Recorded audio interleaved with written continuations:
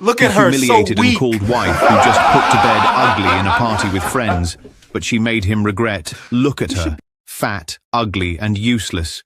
Who would want to touch that thing after childbirth? Those were the venomous words her husband spat at a party, his friends roaring with laughter as he pointed at the wife who had only just given him a child. Weak from delivery, her body still healing, she stood there as his mockery turned her joy into shame. But sometimes the very moments meant to break, you awaken a strength no one expects. Because that night, she made a choice that turned his laughter into silence and his pride into ashes of regret. This is the story of a new mother mocked, humiliated, and betrayed until she rose in a way that left the world stunned. And today, it is being retold by me. Hello, family, welcome back. Before we begin, I have a small but heartfelt request, please. Subscribe. Your support is what keeps these stories alive. Every time you click that button, you're helping us share voices that would otherwise be forgotten and stories that deserve to be heard. And in the comments, tell us where you're watching from, because together, we are not just telling stories, we are keeping hope alive. The lights of Richard's mansion glowed like a crown that evening. Music filled the air, laughter spilled from the open doors, and the clinking of glasses carried the sound of success. Richard Benson, the man of the hour, stood tall in the center of it all, a wealthy businessman, admired and envied in equal measure. To the guests, he was charming, confident, and powerful. But behind his smile was a coldness only his wife knew. Emily stood near the staircase, hands gently folded over her midsection. It had been only 6 weeks since she had given birth to their first child. Her body was still healing, her heart still tender. The long nights of caring for a newborn had left her tired, yet she had chosen to come. She wanted to show Richard support, to stand by him as the wife who loved him. She had hoped for kindness, maybe even a word of appreciation for carrying his child. Instead, she was about to taste humiliation. "Emily!" Richard's booming voice called across the room. All eyes turned toward her. She froze for a second, startled, then forced a smile as she walked slowly toward him. Richard's arm was slung casually around the shoulders of Sophie, his young assistant, dressed in a shimmering red gown that drew stares from every man in the room. "Come on, sweetheart," Richard said, waving a glass of wine. "Let everyone see my wife." The proud mother of my son Emily smiled weakly. "Good evening, everyone," she murmured, her voice soft. But Richard wasn't done. His grin widened, and his words grew sharp. "Look at her," he said loudly, pointing toward Emily's body. "Fat, swollen, and walking like she's carrying a sack of bricks. 6 weeks ago, she gave birth, and she still looks like this." A wave of laughter erupted around him. Some guests covered their mouths, pretending to cough, while others chuckled openly. Emily's face turned pale. Her hands trembled at her sides. Richard's friend, Martin, smirked and said, "Man, you weren't lying. She looks different. Guess some women just let themselves go after childbirth." "Different," Richard barked. "She looks like a whale that washed up on my front lawn." Laughter roared louder, glasses clinked. Sophie pressed her lips together, feigning sympathy, but her eyes glittered with satisfaction. Emily swallowed hard. She wanted the ground to open and swallow her whole. She wanted to run upstairs, close the door, and hide with her baby. But she stood frozen, because walking away would mean giving them more reason to laugh. Her chest burned as tears pressed behind her eyes. One of the older women at the party leaned toward her friend and whispered, not softly enough, "She doesn't fit his world. Look at her clothes. So plain. She was never meant for this life." The words cut deep. Emily clenched her hands together, nails digging into her palms to stop herself from crying in front of them. Richard wasn't finished. He lifted his glass and said, "Gentlemen, you see what I have to deal with. I bring in the money, I throw the parties, I shine, and what do I get at home? This baggage. Tell me, who would want to touch that thing after childbirth? The room went silent for a moment. The cruelty was sharp, almost shocking. But then, as if on cue, the laughter returned, harsher this time. Emily's lips parted slightly, but no words came. Her throat was dry. She turned to Richard, searching for even a flicker of mercy in his eyes. There was none. "Richard," she whispered, her voice trembling. "Why are you doing this?" He leaned closer, his smile still plastered on. "Because it's true," he muttered under his breath, low enough for only her to hear. "And maybe you'll finally realize you're not enough." Her heart cracked. Sophie slipped her arm around Richard's waist and laughed softly, drawing attention back to herself. "Oh, come on, Mr. Benson. Don't be so harsh. Emily looks fine. She just needs a little time to get back in shape." Richard chuckled, kissed the top of Sophie's hair, and replied loudly, "That's why I keep you around, Sophie. You remind me what a real woman should look like." The room erupted again. Emily turned away, unable to watch anymore. Her vision blurred with tears. She made her way back to the staircase, each step heavier than the last. The laughter still echoed behind her, haunting every movement. At the top of the stairs, she paused. She wanted to scream, to throw a glass, to demand respect. But her voice felt trapped. Instead, she pressed a hand against her chest and whispered to herself, "For my child, I will endure this." Downstairs, Richard raised another toast, his arm still around Sophie. To success, to beauty, and to living without regrets. Everyone cheered.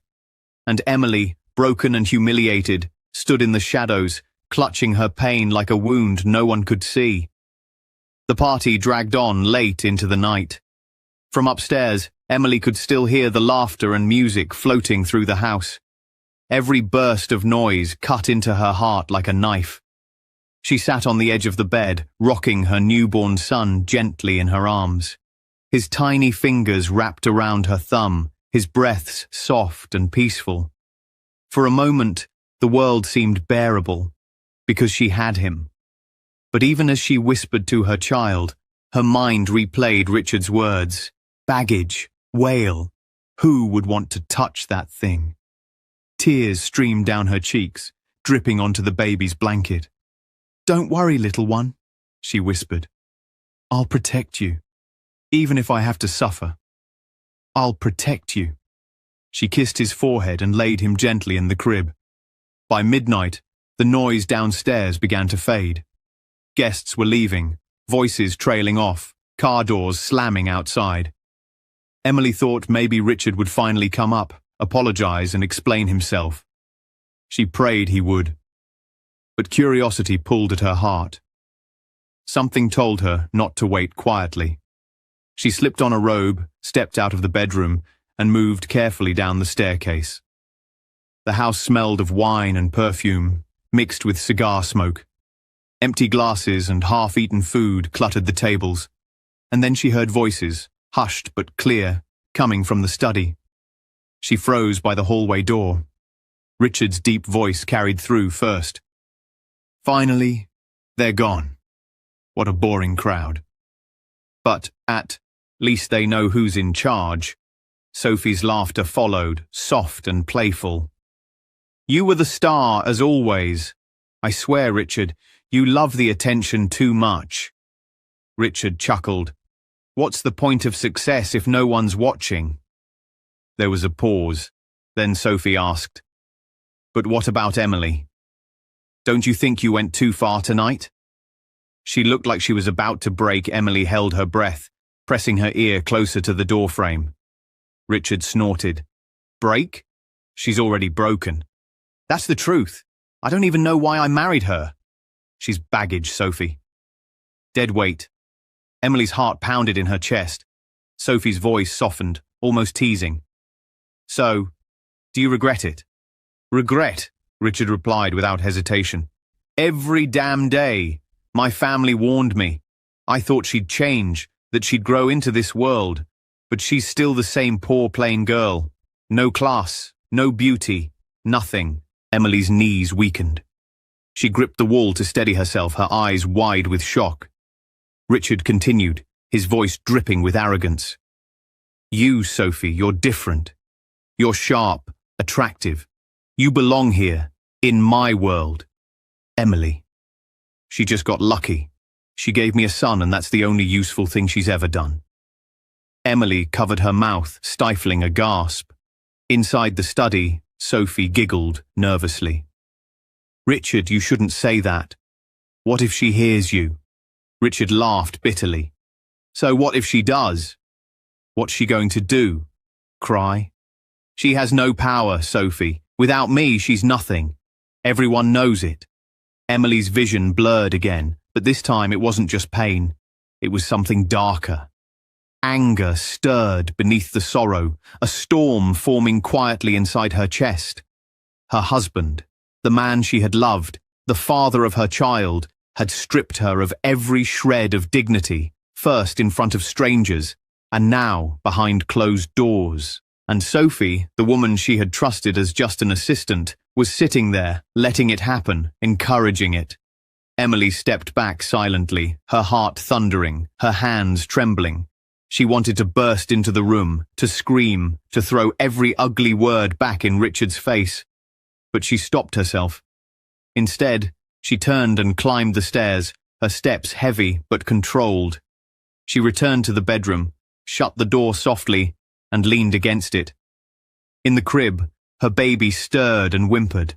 Emily rushed over, scooped him up, and held him close.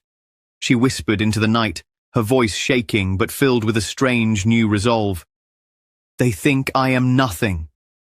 They think I am weak. But they have no idea who I can become. Her tears dried on her cheeks. Her arms tightened around her child. Tonight they laughed. Tomorrow, Richard will regret every word.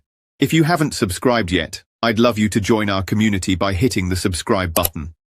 Through our stories, we build hope and give future to children and women abused all over the world. Motivate us by subscribing to hitting the subscribe button and turning on your notification bell. Also, let us know in the comments where you are watching us from and how this story hit home for you. The morning after the party, the mansion felt empty but heavy. Empty glasses still sat on tables, and the faint smell of alcohol lingered in the air. Emily stood by the window staring at the garden below. Her body still ached from childbirth, her eyes burned from crying all night. The words Richard had spoken kept echoing in her head. Baggage, dead weight, regret. She wanted to believe she had misheard him, but deep down she knew the truth. When Richard finally came downstairs, freshly showered and dressed in a crisp suit, Emily gathered the courage to speak. She needed answers. Richard, she began softly, her hands trembling. Can we talk? About last night. He looked at her briefly, then poured himself a cup of coffee as if she were invisible. Talk about what? He said flatly. Emily swallowed hard. About the things you said, in front of your friends. About me, Richard smirked. Oh, that. Don't take it so seriously, Emily. It was just a joke. A joke? Her voice cracked. You called me ugly, useless. You laughed at me while everyone joined in. That wasn't a joke, Richard. That was cruel. He set down his cup and turned to face her, his eyes cold. Cruel? You want to talk about cruel? Cruel is me being stuck with a woman who trapped me with a baby. Emily's breath caught. Trapped you? Richard, I gave you a son. I thought that was what you wanted. Richard's tone grew sharper. What I wanted was freedom. What I wanted was a partner who could stand beside me, not drag me down. Look at you, Emily. Look at yourself. Do you think you fit in this life? In this house? With these people? Her lips trembled. I've done everything to support you. I left my own career. I followed you. He cut her off with a bitter laugh. Exactly. You left your small, pathetic life behind because you wanted to marry up. Don't act like you did me a favor. You needed me. You were nothing before me, and without me, you'll be nothing again." Emily staggered back a step. His words were knives, slicing her open one by one. "Richard," she whispered, "do you even love me anymore?" He stared at her for a long moment, then shrugged casually. "Love? Don't be naive. Love doesn't build empires. Money, power, image. That's what matters. And right now you're none of those things." The baby's cry from upstairs broke the silence, but Richard didn't even flinch. He picked up his coffee, smoothed his tie, and walked toward the door. "I have a meeting. Don't wait up for me." "Richard!" Emily called out, her voice shaking. "You can't just walk away after saying those things. We have a child together. We're supposed to be a family." He turned at the door, his smile cruel. "Family? Don't fool yourself. My family never wanted you. They saw through you from the start. My mother told me not to marry you. She said you'd only bring shame. I should have listened. With that..." He slammed the door behind him, leaving Emily shattered in the silence. That afternoon, Emily tried to calm herself by taking a walk around the estate. She needed air, needed to think. But as she passed by the open terrace, she froze. Voices drifted through the air. Richard's voice, Sophie's laugh. She stepped closer, heart pounding. "Don't worry," Richard was saying. "Everything will be ours soon. She's too weak to fight back. Once the papers are ready, I'll take the house, the business shares, everything. Emily will walk away with nothing." Sophie giggled. "Are you sure she won't resist?" "She might surprise you." Richard's laugh was full of contempt. "Resist? Emily doesn't have the guts. She's a shadow. That woman can barely look me in the eye, let alone stand against me." Emily pressed her back against the wall, tears streaming silently down her face. When Sophie left, Richard's mother, Margaret, appeared on the terrace. Emily's heart raced. She had always believed Margaret tolerated her, maybe even cared for her. But now she listened. "Richard," Margaret said in a low voice, "you must act quickly. The longer you keep her, the more she'll cling to that child. End it before she starts imagining she has rights." Richard nodded. "Don't worry, Mother. The lawyer is already preparing the documents. Once I get her signature, she's out. She'll have no claim to the house or the company." Margaret's lips curved into a satisfied smile. "Good. That girl was never good enough for you. I warned you, but you wouldn't listen. She's poor blood, Richard. Weak. You deserve better. Sophie is a smarter match. She knows how to play the game." Emily's chest tightened so hard she thought she would faint.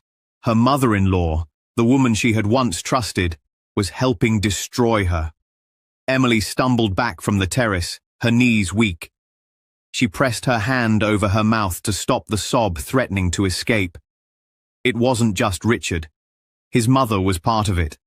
The very woman who had once smiled at her during family dinners, who had held her child with warm hands and whispered, "He's my little prince." It had all been a mask. She hurried upstairs to her room, locked the door, and collapsed onto the floor. The walls spun around her. "They want me gone. They want to strip me of everything, my marriage, my home, even my child." The thought sent a cold shiver down her spine. Hours later, she heard the front door open. Richard was back. She wiped her face, stood up, and waited. If she didn't confront him now, she would never find the courage again. When he entered the room, she stepped forward. "Richard, we need to talk. I heard you, on the terrace, you and your mother, and Sophie." He froze for a moment, then gave a slow, mocking smile. "So, the little mouse can listen after all." Her voice trembled. "You're planning to divorce me? To take everything from me?" He walked closer, his footsteps heavy on the floor. "Planning? No, Emily. Deciding. You've outlived your purpose. I gave you this house, this life. I made you Mrs. Benson. And now, you're an embarrassment." Tears welled in her eyes. I gave you a son, Richard. How can you talk like this? He deserves a family. He deserves love. Richard's face hardened. Don't use him as your shield. That boy is my heir, not yours. You carried him, yes, but I'll raise him, with Sophie by my side. She's the kind of woman who fits this life. Emily's breath caught in her throat. You can't mean that. You can't take my child from me. Richard leaned in close, his voice like poison. Watch me. The next morning, Margaret paid Emily a visit in her bedroom. She closed the door behind her and gave Emily a long, cold look. You should make this easy, dear, Margaret said smoothly. Sign whatever Richard gives you. Walk away quietly. Don't embarrass yourself further. Emily swallowed hard. You want me to leave my son? To walk away like I'm nothing? Margaret's eyes narrowed. What are you, Emily? Look at yourself. You don't belong here. You never did. You're from dirt, from nothing. My son elevated you, and you failed to rise to his level. You're weak, pathetic. You can't even keep his attention. Emily clenched her fists. I may not have money, but I have dignity. I loved your son when no one else stood beside him. Does that mean nothing to you? Margaret chuckled coldly. Love? Love doesn't keep a man. Power does. Money does. And you have neither. She leaned closer, her voice sharp as a blade. If you stay, you'll only ruin that child's future. Let us raise him properly. With Sophie as his mother, he will grow strong, not soft like you. Emily gasped. You would replace me with her? She's just his mistress. Margaret straightened her pearl necklace, unbothered. Mistress or not, she's better suited than you ever were. When Margaret left, Emily collapsed onto the bed. Her body shook with rage and grief. She stared at the crib where her son slept, his tiny chest rising and falling peacefully. For the first time, she realized how truly alone she was. Her husband despised her.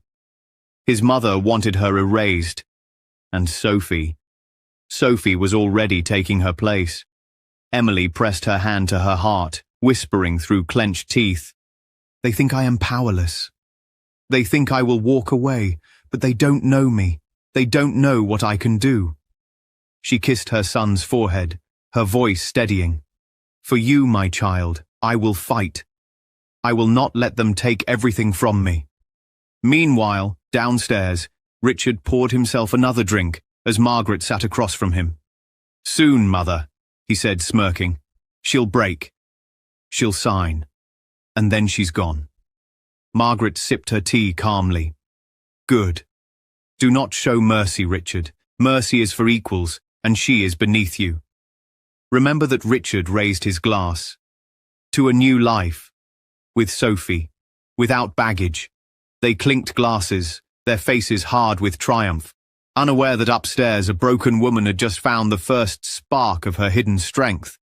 The whispers started slowly like a faint breeze and then spread like wildfire through the wealthy circles Emily once thought she had entered. She doesn't cook. She doesn't clean. She does nothing but sit at home. I heard she leaves the baby with nannies while she sleeps all day. Poor Richard.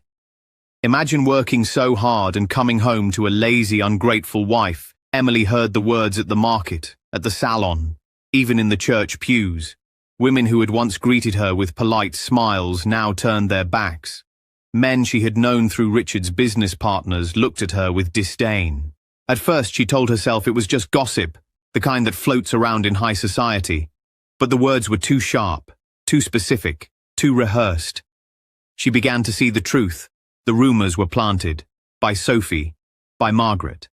And Richard allowed it. One afternoon, Emily ran into her old friend Claire at a cafe. She rushed to her, desperate for a kind face. Claire, Emily said softly, it's good to see you. How have you been? Claire hesitated. She glanced around the room, then leaned closer. Emily, people are talking. They say you're not adjusting well, that you've let yourself go, that you don't support Richard the way a wife should. Emily's eyes burned. You believe that? Claire sighed, her voice heavy with pity. I don't know what to believe. I don't want to get caught in the middle. And just like that, Claire excused herself, leaving Emily sitting alone with her untouched cup of tea. Emily stared down at the table, her hands trembling. Even her friends were slipping away. At home, things only grew worse. Richard barely spoke to her except to criticize. Margaret stopped pretending altogether and openly sneered at her. Sophie visited often, flaunting her beauty in front of Emily like a silent threat. One night, as Emily passed by Richard's office, she heard his voice, low, angry, but commanding. I don't care what you have to do. Move the numbers. Make it look clean. If the board asks questions, they'll get the answers I give them. Understand? Emily paused. His tone was sharp, almost desperate. She pressed her ear closer to the door. Richard's voice again. No one can find out about the transfers. If they do, it's over, and I don't plan on losing everything because of some paperwork mistake. Her heart pounded. Transfers. Over. The next day, while Richard was out, she slipped into his office. She hadn't dared before, but now, desperation guided her hands. She opened drawers, files and folders, carefully scanning. And then she saw it. Documents, bank statements, numbers that didn't add up. Money being moved in and out of shell accounts. Funds missing from the company's main account.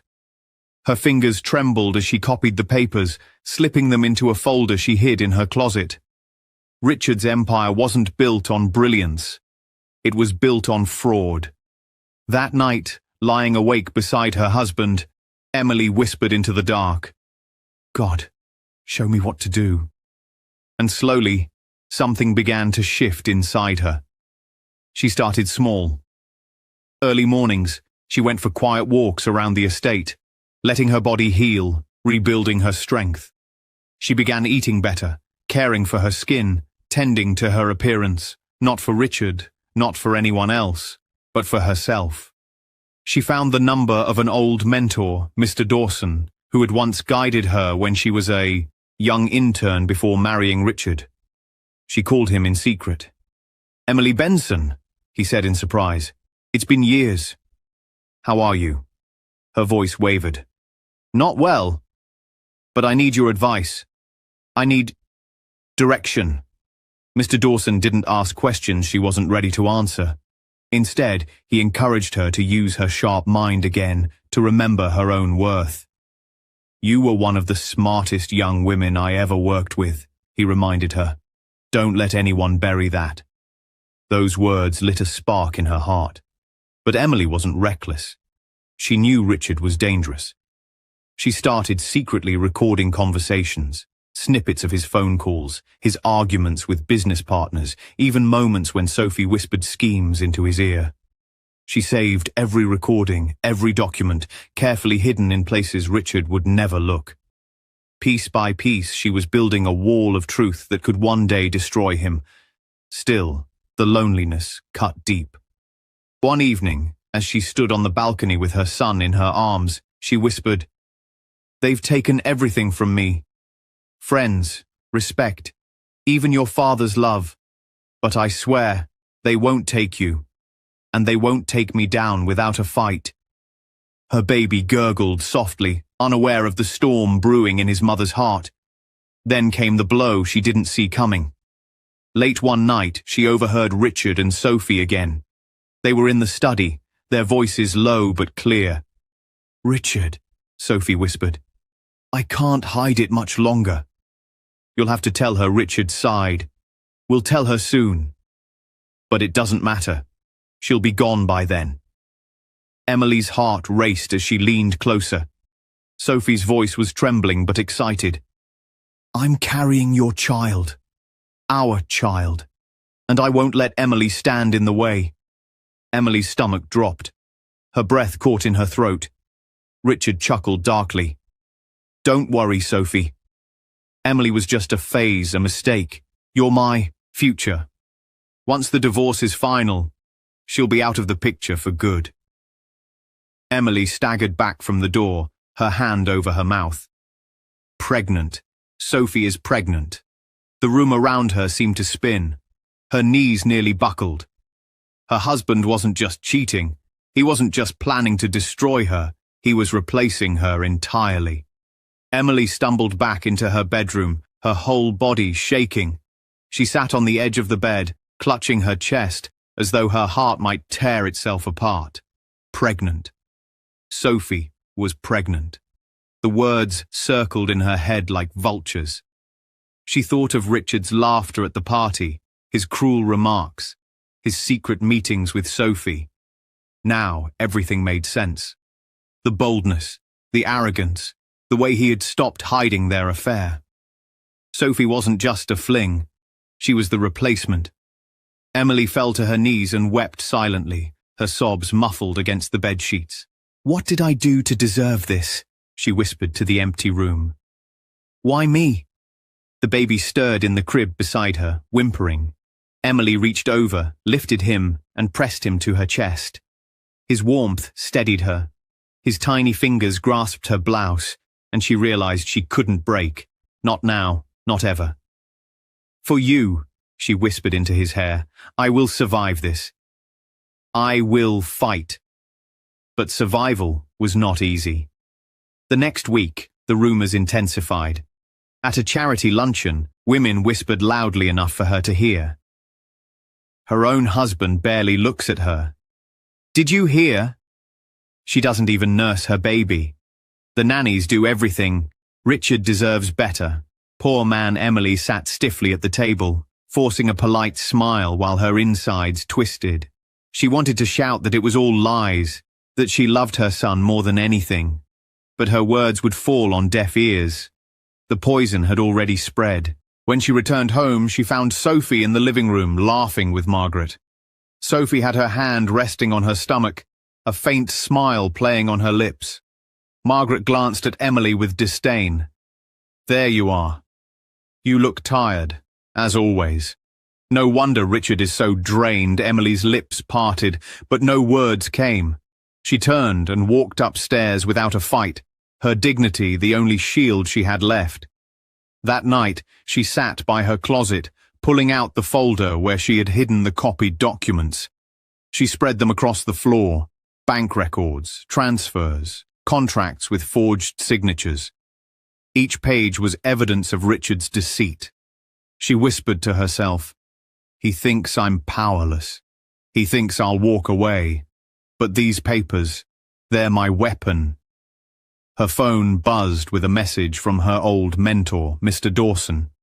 "Remember, Emily, power is not in shouting. It's in knowing the truth and waiting for the right moment." She stared at the message for a long time, then gathered the papers and carefully locked them away. For the first time in weeks, she felt something like control.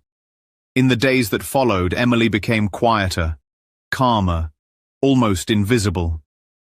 Richard took her silence as weakness, but inside she was watching everything, recording everything, preparing.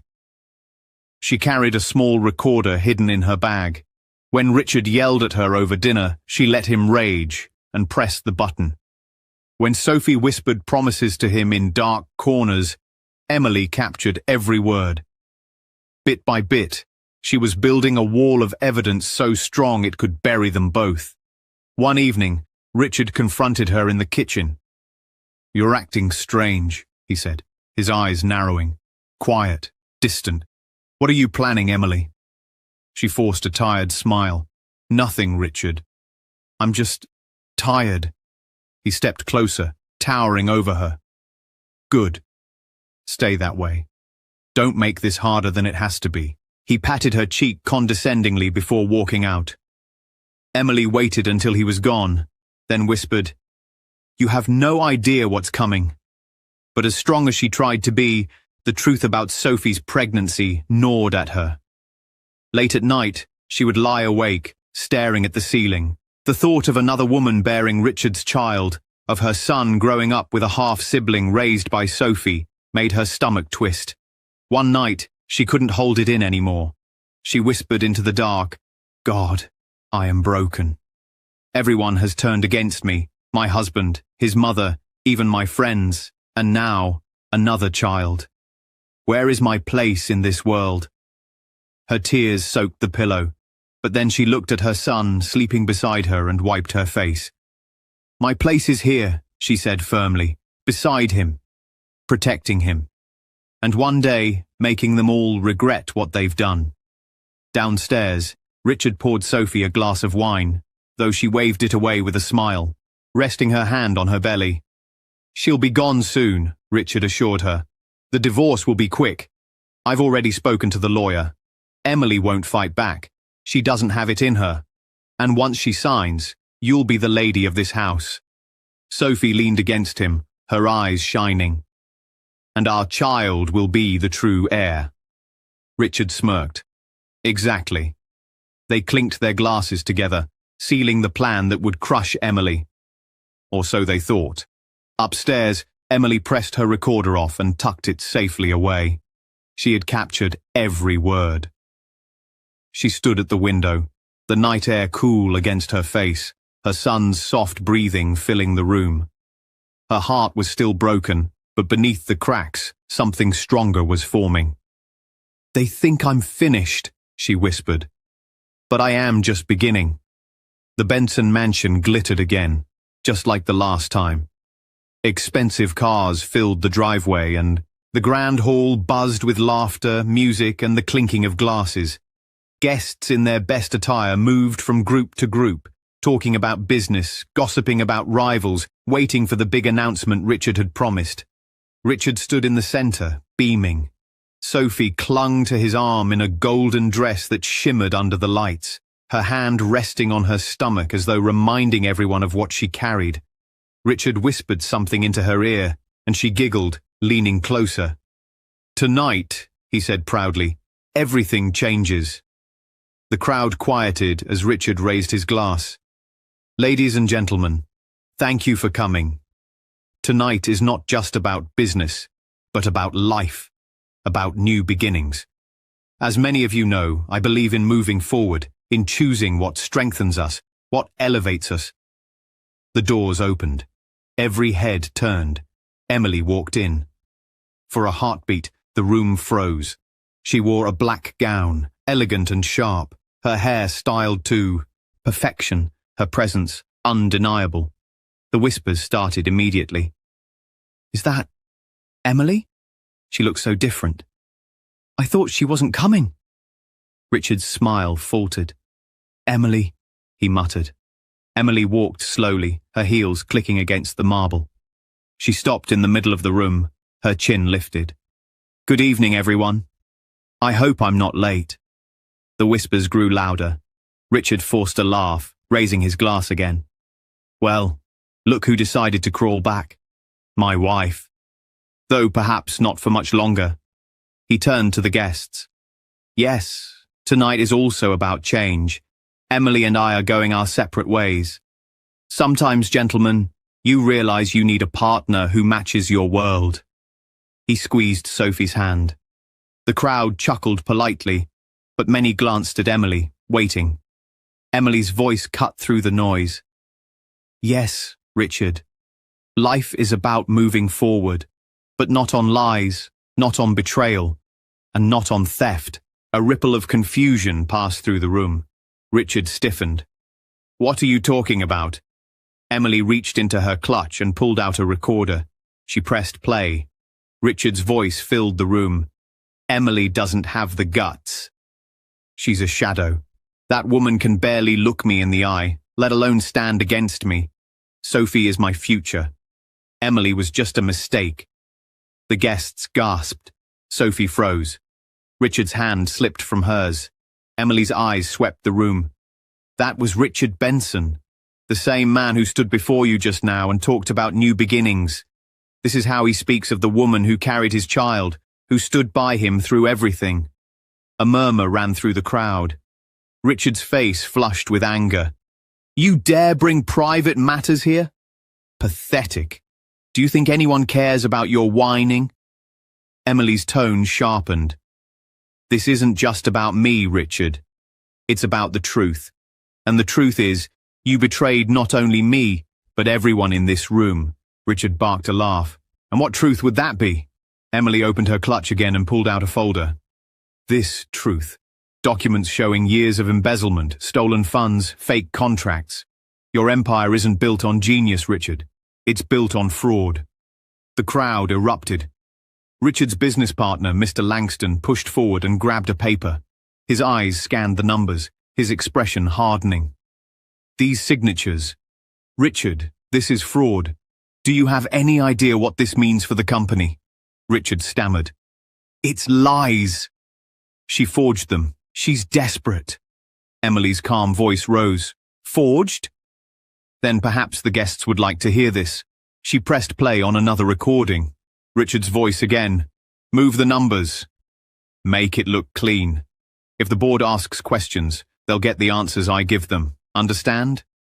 The hall exploded. Shouts, chairs scraping, men cursing. You lied to us. You've destroyed everything. We trusted you, Richard. Richard's face twisted with panic. He turned to Sophie. Say something. Tell them it's not true. But Sophie stepped back, shaking her head. You told me everything was clean. You swore it. Richard grabbed her arm. Shut up, Sophie. She yanked free, her voice shaking but loud enough for all to hear. You used me. You promised me a future. You said we'd be together, that I'd be the real wife. The room gasped. Sophie's hand went instinctively to her stomach. The whispers turned vicious. Emily's voice cut like glass. Yes, Sophie is carrying Richard's child. He promised her the world, just as he once promised me. But he forgot to mention one thing. Richard Benson only loves himself. Everyone else is disposable. Sophie's lip trembled, then fury overtook her. She slapped Richard across the face, the sound echoing through the hall. You liar, she screamed. The crowd roared with laughter and gasps. Richard stumbled, clutching his cheek. You, all of you. You don't understand. She's twisting everything. But no one listened. His allies turned their backs. His friends whispered curses. His mother, Margaret, stormed forward, her face flushed with rage. Emily, Margaret hissed, you dare humiliate my son like this, after everything he gave you. Emily turned to her, unflinching. What he gave me? He gave me shame. He gave me betrayal. And you, Margaret, you encouraged it. You wanted me gone because I wasn't good enough for your world. Well, tonight I leave this house not in shame, but in strength, and Richard leaves it in ruins. Gasps filled the air again. Margaret's mouth opened, but no words came. Emily raised the final papers high. Here are the legal documents. Richard's fraud has stripped him of control. The house, the company shares, the custody of my child, all mine. Richard Benson is finished. Richard lunged at her, wild with desperation. You witch! You'll regret this! Two of his former partners held him back. Stay down, Richard. You've ruined enough. Emily looked at him one last time, her voice quiet but firm. No, Richard. You're the one who will regret it. You mocked me, humiliated me, betrayed me. But tonight you stand exposed, and I walk away free. She turned. The crowd parted for her, their eyes following her in awe. Some whispered, she's incredible. Others muttered, she destroyed him. At the door, the nanny waited with her child. Emily took the baby in her arms, kissing his forehead softly. Let's go home, she whispered. Behind her, Richard's world collapsed. Sophie stormed out in tears. His partners shouted about lawsuits and jail. Guests laughed at the man who once laughed at Emily. Margaret sat in silence, her empire crumbling with her son's disgrace. Emily stepped into the night, her gown trailing behind her, her child safe in her arms. The same people who once mocked her now whispered her name with respect. Humiliation and betrayal had almost destroyed her, but patience, dignity and truth had turned her shame into strength. And the man who once spat, who would want to touch that thing, now stood broken, alone, and stripped of everything. Emily didn't look back. She didn't need to. The champagne glass nearly slipped from my fingers when I saw them through the half-open door. I had been looking for my husband Brandon for 20 minutes at his company launch party. The ballroom was filled with investors, tech executives, and media representatives, all celebrating the big moment he had worked toward for 3 years. I had supported him through every late night, every setback, every moment of doubt. I had even quietly transferred money from my personal savings to help fund the startup when his initial investors pulled out. He never asked where the money came from, and I never told him the truth about my family. The bathroom hallway was quieter than the main event space. I could hear the bass from the music thumping through the walls, mixed with the sound of laughter and clinking glasses. I was smiling, excited to find Brandon and tell him how proud I was. His speech had been perfect. The product demo had gone flawlessly. Everything was falling into place for him. Then I saw the door marked private event staff only slightly open. I heard his laugh. That specific laugh he used to give me when we first started dating, full of genuine joy and something deeper. Something intimate. I should have walked away. But my feet carried me forward. Through the crack in the door, I saw my husband of 5 years pressed against his assistant, Simone. Her hands were in his hair. His hands were on her waist, pulling her closer. They were kissing like people who had done this many times before. Like people who belonged to each other. "We need to go back soon," Simone whispered, pulling away slightly. Her lipstick was smeared. "Your wife will be looking for you." Brandon laughed again. That same laugh. "Natalie is probably talking to the caterers or checking if the presentations are running on time. She loves managing things. Give me 5 more minutes with you." "You said you would tell her soon," Simone said, but she was already leaning back into him. "I will. After everything settles down with the company. I need her calm and supportive right now. Once we secure the next round of funding, I will handle it." My hand went to my mouth, blocking any sound from escaping. The champagne glass in my other hand was shaking so badly I had to set it on a nearby table. "What about us?" Simone asked. "You know you are what I want. This thing with Natalie has been dead for years. She is nice enough, but there is no passion anymore. Not like with you. I just need to time this right." I backed away from the door slowly, carefully, making no sound. My heels clicked softly on the marble floor as I walked back toward the noise and lights of the party. My face felt frozen. I could feel my smile still on my face, but it no longer connected to anything inside me. Someone grabbed my arm gently. "Mrs. Patterson, we need a photo of you and your husband for the press release." I heard my voice respond automatically. "Of course. Let me find him." But I did not go looking for Brandon. Instead, I walked to the bathroom and locked myself in a stall. I sat down fully clothed on the toilet seat and stared at the door. My breathing sounded loud in the quiet space.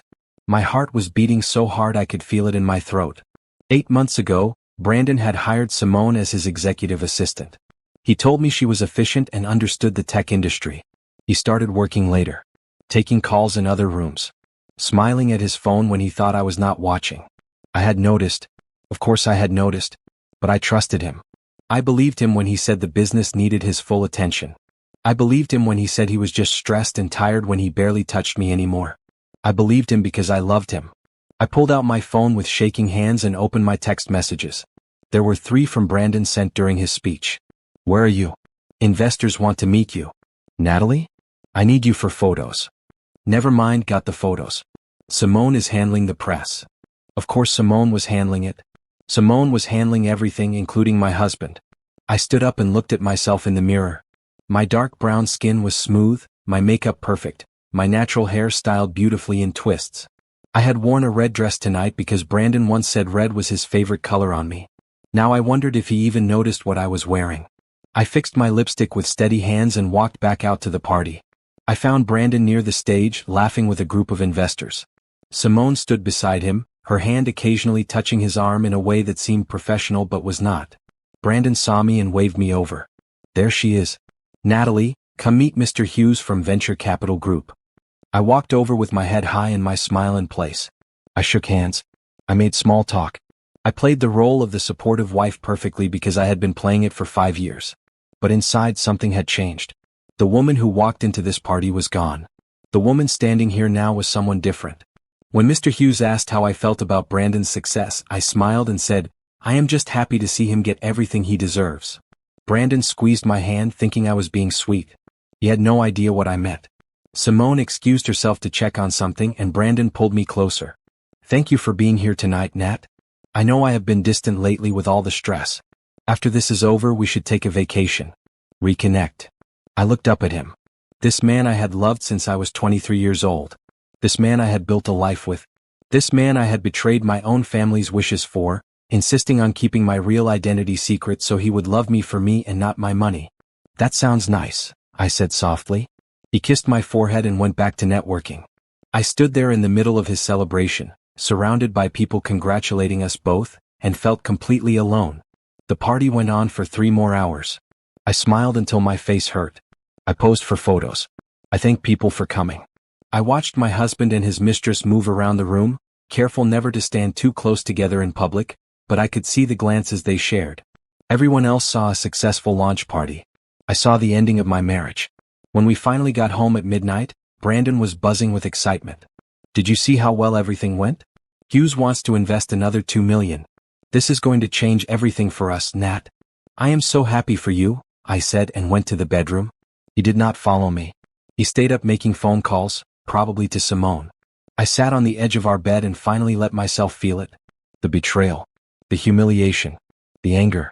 But mostly I felt something I had not felt in years. I felt clear. I knew exactly what I had to do. And Brandon had no idea what was coming. The morning after the launch party, I woke up before Brandon. The sun was barely up, casting gray light through our bedroom windows. Brandon was snoring softly beside me, his arm thrown over his face. He had stumbled into bed around 3 in the morning, smelling like champagne and cologne. Not my cologne. I got up quietly and went to the kitchen. I made coffee and sat at the counter with my laptop. My hands were steadier than I expected them to be. I opened Brandon's laptop that he had left on the dining table. I knew his password. He had never hidden it from me because he trusted me completely. Or maybe because he never thought I would look. The laptop opened to his email. I did not have to search hard. The evidence was everywhere, like he had not even tried to hide it. Maybe he thought I was too trusting to ever check. Maybe he thought I was too devoted to question him. There were emails to Simone going back 8 months just like I suspected. At first they were professional.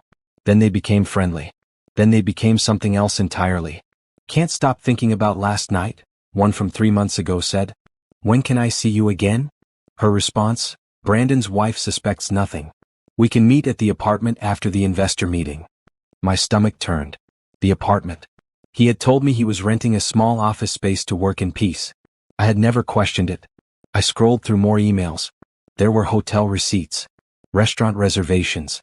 Photos of them together that made my chest hurt. In one photo they were on a beach somewhere. Brandon had told me that was a business trip to San Francisco. Clearly, Simone had gone with him. I took screenshots of everything. I sent them to my personal email.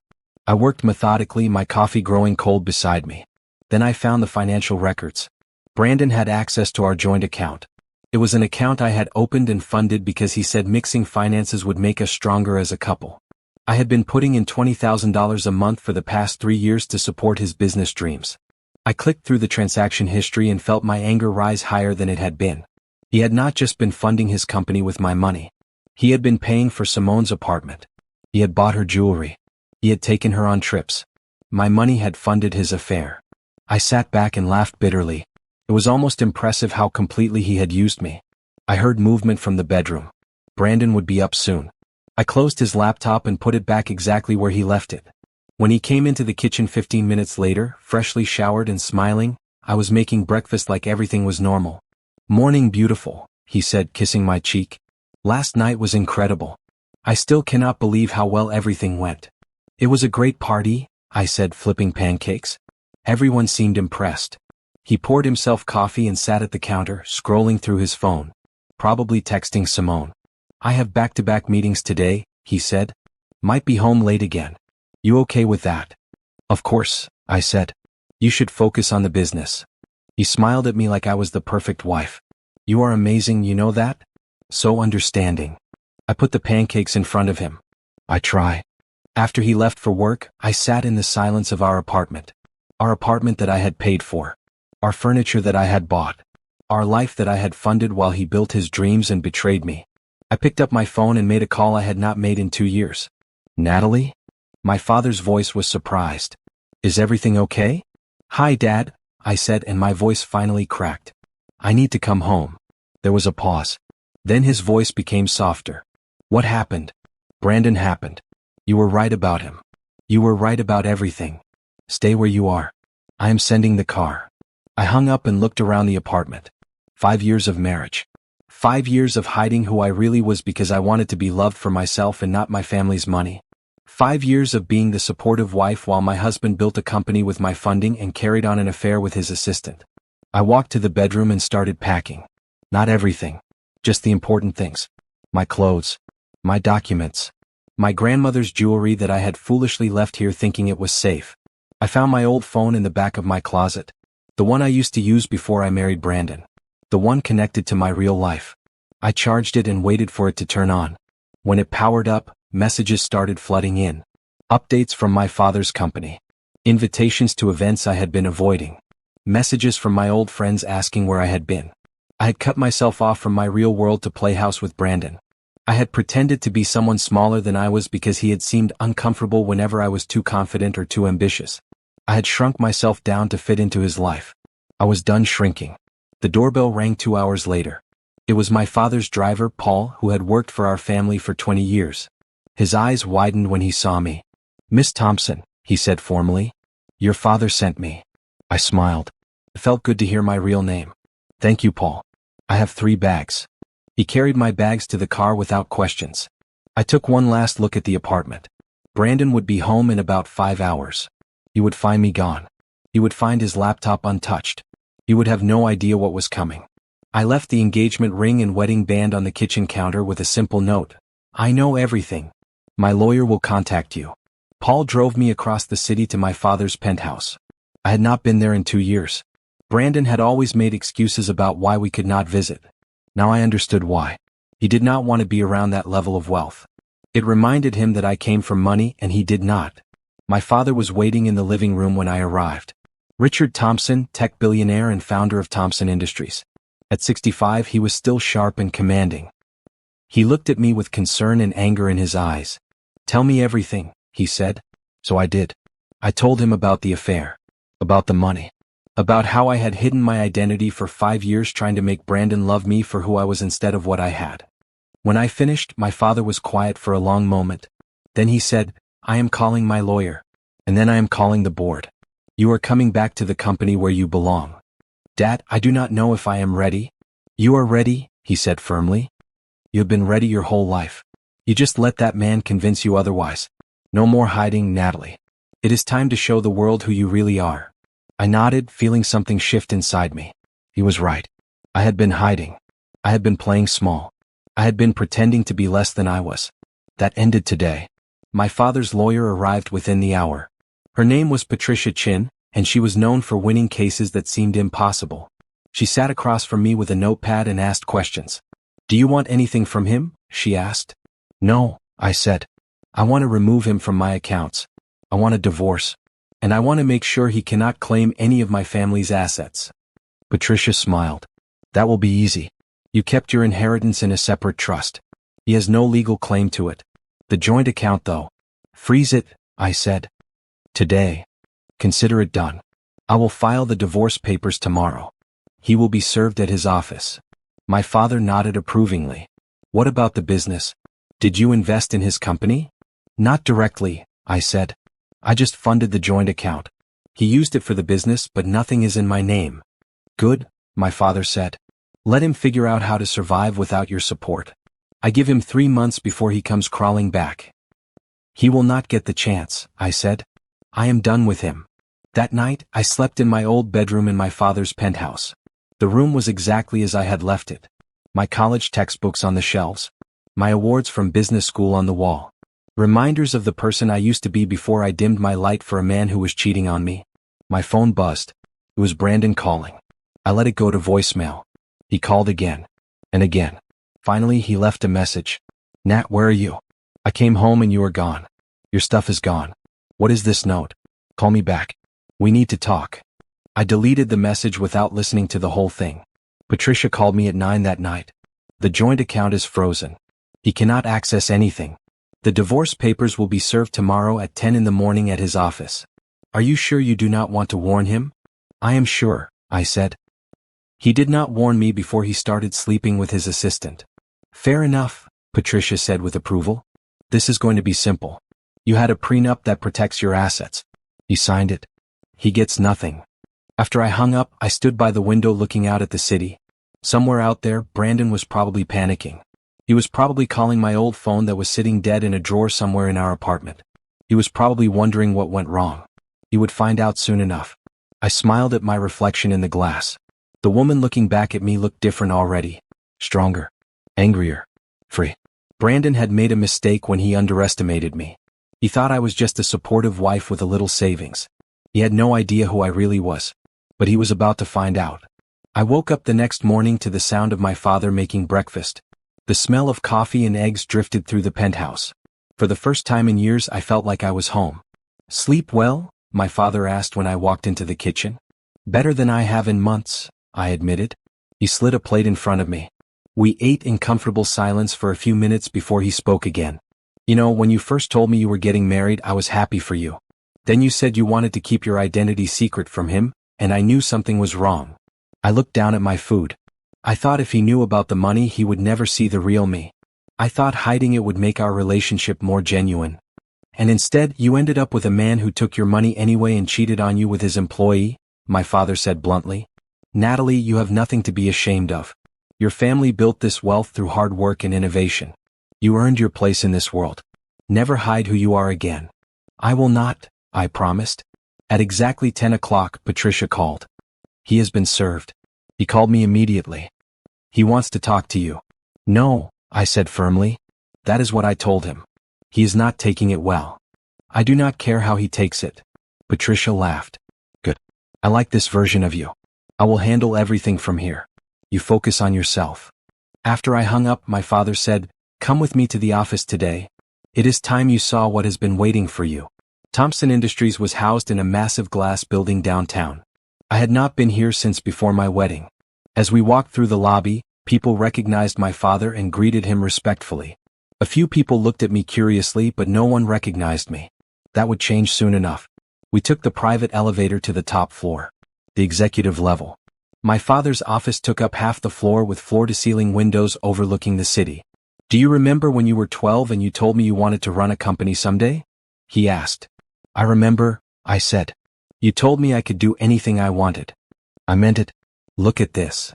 He pulled up something on his computer. This is the new AI division I have been building. We need someone to run it. Someone smart. Someone innovative. Someone I trust completely. I stared at him. Dad, I have been out of the business world for 5 years. I cannot just. You have a business degree from Stanford. You graduated top of your class. You worked here for 2 years before you met Brandon and you were brilliant. The only reason you stopped was because he made you feel like you had to choose between him and your ambitions. I fell silent because he was right. Brandon had never directly told me to quit working. But he had made comments about wanting a wife who was available. About how corporate life would make it hard to have kids someday. About how his business needed my support more than some company that would replace me in a second.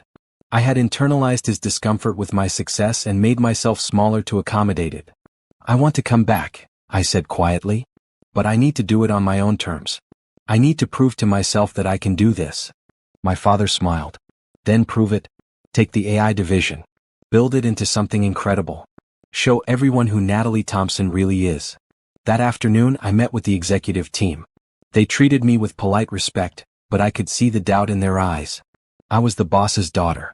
They probably thought I was getting special treatment. I would prove them wrong. For the next week, I buried myself in work. I studied the AI division inside and out. I met with developers. I reviewed proposals. I challenged assumptions. I pushed for better. And slowly, the team started to respect me for my mind instead of my last name. My phone continued to blow up with calls and texts from Brandon. I blocked his number. He started calling from different phones. I blocked those too. He sent emails. I filtered them to trash. He even tried to contact me through old friends. I told them I was done talking. Patricia kept me updated on the divorce proceedings. He is claiming the company will fail without the joint account funds. He wants you to unfreeze it. No, I said. He is also claiming emotional distress. Says the separation is affecting his mental health. I laughed coldly. He should have thought about that before he stuck his tongue down his assistant's throat. "I will let him know you are not sympathetic," Patricia said dryly. 2 weeks after I moved out, my father called me into his office. He had a strange expression on his face. "Brandon showed up at the building today," he said. I felt my stomach drop. What did he want? To see you? Security stopped him in the lobby. He was making a scene, saying he needed to talk to his wife. I had them escort him out. Did he say anything else? He said his company is failing. He said Simone left him. He said he made a mistake and wants another chance. My father's expression was disgusted. I told him he had 5 seconds to leave before I called the police. I felt a strange mix of emotions. Part of me felt vindicated. Part of me felt sad for the man I used to love. But mostly I felt nothing. "Thank you for handling it," I said. "Natalie, you need to be careful. Men like Brandon do not give up easily when they realize what they lost." "He lost me the moment he cheated," I said. "There is nothing to give up on. We are done." That night I looked through old photos on my phone. Brandon and me at our wedding. Brandon and me on vacation. Brandon and me at dinners and parties and lazy Sunday mornings. I looked happy in the photos. But now I could see what I missed before. In every photo I was looking at him with complete devotion. He was usually looking at the camera or at something else. Never quite meeting my eyes. I had been so busy loving him that I never noticed he was not loving me back the same way. I deleted every photo, every text, every reminder. Then I opened my laptop and started working on a proposal for a new AI product that would revolutionize the industry. I worked until 3 in the morning, ideas flowing faster than I could type them. This was who I was supposed to be. Not Brandon's wife. Not someone's side character. I was Natalie Thompson. And I was done hiding. 3 weeks after discovering Brandon's affair, I stood in what used to be our apartment for the last time. Brandon was at work, having no idea I was there. Patricia had arranged for me to have access to collect my remaining belongings while he was gone. I walked through the rooms slowly, looking at the life I had built here. The couch we had picked out together. The photos on the wall that I had already removed from their frames, leaving empty spaces. The kitchen where I had cooked countless dinners while he worked late with Simone. Everything here was purchased with my money, but I did not want any of it. These things were contaminated with memories I no longer wanted to keep. I opened the closet in the spare bedroom and found the boxes I was looking for. My important documents. My grandmother's letters. My old journals from before Brandon. Things that mattered. I also found something I had forgotten about. A small box with my old business cards from when I worked at Thompson Industries. Natalie Thompson, Junior Executive. I had been so proud of those cards. I had hidden them away when Brandon commented that it seemed like I was bragging about my father's company. I put them in my bag. I would not hide them anymore. In the bedroom, I found more evidence of Brandon's double life. Receipts from restaurants I had never been to. Hotel key cards. A bracelet that was not mine tucked into his sock drawer. I took photos of everything and sent them to Patricia. Evidence for the divorce. Then I did something that would have seemed petty a month ago but felt right now. I went through all the joint accounts on my laptop and removed Brandon's access to everything. The savings account. The investment accounts. The credit cards. Everything that had my name on it. Patricia had already frozen the joint checking account, but these were accounts Brandon did not even know about. Accounts where I had been quietly saving money from my trust fund that I never touched. Without these accounts, Brandon would have nothing. His company was funded by the money I had been putting into our joint account. Without access to that money, he would have to find other investors fast. I knew I was destroying his business. I did not care. He had destroyed our marriage. This was just the consequence. My phone buzzed. It was a text from my father. "The movers are waiting downstairs. Take whatever you want." I looked around one more time. Then I walked out without taking anything except my personal items. Let Brandon keep the furniture and the memories. I was building something new. The movers helped me load everything into the truck. It was not much. 5 years of marriage fit into 6 boxes. As I was leaving, I saw our neighbor, Mrs. Peterson, in the hallway. She had always been kind to me. "Natalie? Are you moving out?" she asked, concerned. "Yes," I said simply. "Is everything okay? Where is Brandon?" "Brandon is why I am leaving," I said. "Take care, Mrs. Peterson." I did not owe her or anyone else an explanation. Back at my father's penthouse, I unpacked my boxes. Then I sat down with Patricia for our weekly update. "The divorce papers have been filed," she said. "Brandon has 30 days to respond. He has been trying to negotiate." "What does he want?" He wants you to reconsider. He claims the affair was a mistake. He says Simone meant nothing. He wants to go to counseling. I laughed bitterly. Tell him no. Already did. He also wants the joint account unfrozen. Says his company cannot operate without it. That is not my problem. Patricia smiled. You are making this very easy for me. Most clients waver at this stage. You are ice cold. He was ice cold when he was having an affair for 8 months, I said. I am just matching his energy. Fair enough. The prenup you signed is airtight. He gets nothing. The divorce should be finalized in about 2 months if he does not contest it. What if he contests it? Then we go to court and I show the judge all the evidence of his affair and financial manipulation. He will lose and look bad doing it. His lawyer has already advised him not to contest. Good. After Patricia left, I changed into workout clothes and went to the building's gym. I had not exercised properly in years. Brandon used to make comments about women who spent too much time at the gym, saying it made them look too muscular. I spent 2 hours there pushing my body until it hurt. The pain felt good. It felt like progress. When I got back to the penthouse, my father was in the living room watching the news. Brandon called the office 12 times today, he said. My assistant finally told him that if he called again, we would file a restraining order. I am sorry he is bothering you, I said. Do not apologize for him. He is showing everyone who he really is. Let him. That night I could not sleep. I kept thinking about the moment I saw Brandon and Simone together. The way he laughed with her.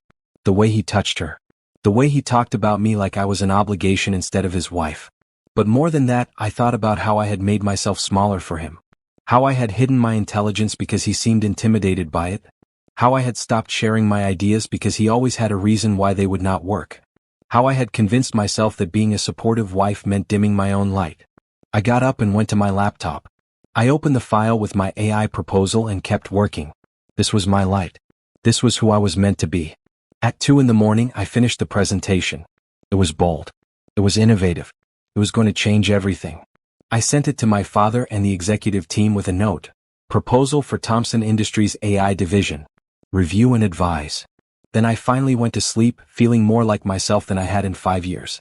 The next morning, my father called me before I was even out of bed. Natalie, this proposal is extraordinary. Where did this come from? From me, I said. It has always been in me. I just forgot for a while. The board wants to meet with you tomorrow. They are very interested. I will be ready. After I hung up, I realized I was smiling. Really smiling. Not the fake smile I had worn at Brandon's launch party. A real smile that came from somewhere deep inside. I got dressed and looked at myself in the mirror. I looked different. My eyes were brighter. My posture was straighter. I looked like someone who knew her worth. My phone buzzed with an email notification. It was from Brandon, sent from a new email address since I had blocked all his others. Subject: please read this. I almost deleted it without reading. But curiosity got the better of me. Natalie, I know you are angry. I know I messed up. But we can fix this. What I had with Simone was nothing. It was stupid and meaningless. You are my wife. You are the one I love. Please let me explain. Please give me a chance to make this right. I am losing everything. The company is failing without funding. Simone is gone. I have nothing left. You are all I have. Please. I read it twice. Then I wrote a response. Brandon, you had everything. You had a wife who loved you completely. You had financial support. You had someone who believed in you even when no one else did. And you threw it away for an affair with your assistant. You did not lose everything. You gave it away. We are done. Stop contacting me. My lawyer will handle everything from now on. I hit send before I could second guess myself. Then I blocked that email address too. I was done giving Brandon chances. He had used them all up. The board meeting was scheduled for 10 a.m. I spent 3 hours getting ready, going through my presentation over and over until I could recite it in my sleep. I chose a navy blue suit that was professional but powerful. I pulled my hair back into a sleek bun. I looked at myself in the mirror and saw a CEO, not a supportive wife hiding in the background. My father met me outside the boardroom. Nervous. Terrified, I admitted. Good. That means you care. Go in there and show them what you can do. The boardroom was filled with 12 executives, all older than me, mostly men. They looked at me with polite interest, but I could sense their skepticism. I was Richard Thompson's daughter. They probably assumed I was getting special treatment. I opened my laptop and connected to the presentation screen. Then I began. Good morning. I am Natalie Thompson, and I am here to present a proposal that will position Thompson Industries as the leader in ethical AI development. For the next 45 minutes, I walk them through my vision. An AI system that prioritizes transparency and user privacy. A product that would revolutionize how companies handle data while protecting consumers. A platform that was not just profitable but responsible. I showed them market research. I showed them projected revenue. I showed them why every major company would want this product. When I finished, the room was silent. Then one of the older board members, Gerald, spoke up. "This is impressive work, Miss Thompson, but you have been out of the business world for several years. What makes you think you can execute this vision?" I looked him directly in the eye. "You're right. I stepped away from my career to support my husband's business. It was the biggest mistake I ever made. I forgot who I was and what I was capable of. I'm not making that mistake again. I built this proposal in 3 weeks while managing a divorce. Imagine what I can do when I have a team and resources behind me." Another board member, Linda, smiled. "I like your confidence. What do you need from us?" "I need a budget, a development team, and 6 months to build a prototype. If it does not meet expectations, I will step down." Gerald frowned. "That is a significant investment for an unproven project lead." My father spoke up. "Natalie graduated top of her class at Stanford Business School. She worked in our strategy division for 2 years and increased efficiency by 30%. She has been brilliant her entire life. She just took a break. I trust her completely." "I appreciate the trust," I said. "But I am not asking you to approve this because I am Richard Thompson's daughter. I am asking you to approve it because it is a good idea that will make this company billions." Linda laughed. "I like her. I vote yes." One by one, the board members voted. It was not unanimous, but it was enough. Gerald was the last to vote. He studied me for a long moment. "Fine. You have 6 months. Do not waste our time." "I will not," I promised. After the meeting, my father hugged me. "You were perfect." "I was terrified," I admitted. "You did not show it. That is what matters." As we walked back to his office, my phone rang. It was Patricia. "Natalie, we have a problem. Brandon is not signing the divorce papers." My stomach dropped. "What do you mean he is not signing them?" "He is refusing. He says he wants to fight for the marriage. He is claiming temporary insanity due to business stress. His lawyer is asking for counseling instead of divorce." I felt my anger rise. Can he do that? Can he just refuse to sign? He can delay things, but he cannot stop it forever. If he refuses to cooperate, we go to court. It will just take longer. How much longer? Could be 6 months or more if he really fights it. I closed my eyes and took a deep breath. Of course, Brandon was not going to make this easy. He never made anything easy. "Do whatever you have to do," I told Patricia. "I want this divorce finalized as soon as possible. I will file a motion. We have plenty of evidence. He will not win." After I hung up, my father could see my frustration. "What happened?" "Brandon is refusing to sign the divorce papers. He wants to fight for our marriage apparently." My father's expression went dark. "He wants access to your money again. That is what this is about." "I know," I said. "But he is not getting it." That evening I tried to focus on work. I had a development team to build and a product to create. But I kept thinking about Brandon's refusal to sign. He had spent 8 months cheating on me. But now that his affair fell apart and his company was failing, suddenly he wanted to fight for our marriage. It was pathetic. My phone buzzed with a text from an unknown number. "Natalie, this is Simone. Can we talk?" I stared at the message in disbelief. Simone? His mistress wanted to talk to me? I typed back, "No. Lose my number." She responded immediately. "Please. You need to know the truth about Brandon." "I already know the truth. You both lied to me. That is all I need to know. There is more. He used both of us. Please let me explain." I almost blocked the number. But something made me pause. What could Simone possibly tell me that would matter? Then I remembered my rules. No contact with the mistress. No relationship with the woman who helped destroy my marriage. Whatever Simone wanted to say, I did not want to hear it. I blocked her number without responding. Let her deal with her guilt on her own. I was not here to make her feel better about helping Brandon cheat. The next few weeks were a blur of activity. I interviewed developers. I recruited a project manager. I set up offices for my team. I worked 12-hour days and loved every minute of it. For the first time in years, I felt alive. I felt purposeful. I felt like myself. The divorce was moving slowly. Brandon was fighting every step, claiming he deserved a second chance. His company had officially closed after running out of funding. He had lost his office space. He had moved into a small apartment with money borrowed from his parents. Part of me felt bad for him. But mostly I felt nothing. He had made his choices. Now he was living with the consequences. One afternoon, I was leaving the office when I saw someone waiting by my car. My heart jumped until I realized it was not Brandon. It was Simone. "What are you doing here?" I asked coldly. "I needed to see you," she said. She looked different from the night of the launch party. Thinner. Tired. "Please, just give me 5 minutes." "No," I said, walking past her to my car. She followed me. "Brandon is lying to you. He told me you two were separated. He said the marriage was over and you were just waiting to finalize everything." I did not know. "You knew I existed," I interrupted. "That is enough. You made your choice." "I am sorry," she said, tears in her eyes. "I'm so sorry. He used me too. He promised me he would leave you. He said we would be together once his company took off. Then as soon as things got hard, he dropped me. He told me I was nothing but a distraction." I looked at her and felt nothing but disgust. "You want me to feel bad for you? You want me to comfort you because the married man you were sleeping with turned out to be a liar? No. Figure it out yourself. I just wanted you to know. I do not care what you want me to know. Stay away from me." I got in my car and drove away, leaving her standing in the parking lot. That night, I told my father what happened. He was furious. "She came to your workplace? That is harassment. We can file a restraining order." "I do not think she will come back," I said.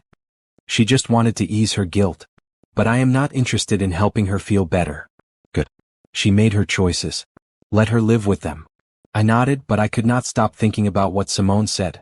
Brandon had lied to her too, telling her the marriage was already over. He had used her the same way he used me.